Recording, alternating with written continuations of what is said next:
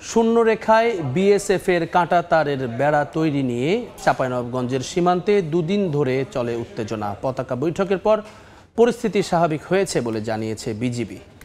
৫৯ বিজিবির অধিনায়ক lieutenant colonel গোলাম কিবরিয়া জানায়, গত কয়েকদিন ধরে আন্তর্জাতিক আইন ভঙ্গ করে শিবগঞ্জের চৌকা সীমান্তের শূন্যরেখায় ৫০ গজ এগিয়ে এসে কাঁটাতারের বেড়া তৈরি করছিল বিএসএফ। এ নিয়ে গত সোমবার ও মঙ্গলবার বিএসএফের সঙ্গে ২ দফা পতাকা বৈঠক করে বিজিবি। এ সময় দুই দেশের মানুষ সীমান্তে জড়ো হলে তৈরি হয় উত্তেজনা। তবে বিজিবির প্রতিবাদের পর বিএসএফ কাজ বন্ধ করে দেয়। পাশাপাশি শূন্যরেখা থেকে স্থানীয় বাসিন্দাদেরও সরিয়ে দেওয়া হয়।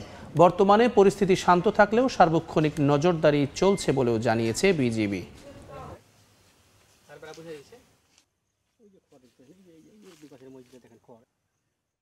এখন ওরা কাজ বন্ধ রেখেছে, তো ফার্দার আমরা ফিউচারে দেখি। আমরা সীমান্তে আমরা পর্যবেক্ষণ করছি। দুই বাহিনী যখন আমাদের জনবল বৃদ্ধি করা হয়, তো সেই ক্ষেত্রে তখন আমাদের দুই দেশের বাংলাদেশি নাগরিক এবং ভারতীয় নাগরিক তারাও সীমান্তে জড়ো হয়।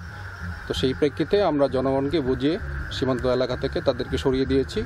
বর্তমানে সীমান্ত পরিস্থিতি স্বাভাবিক।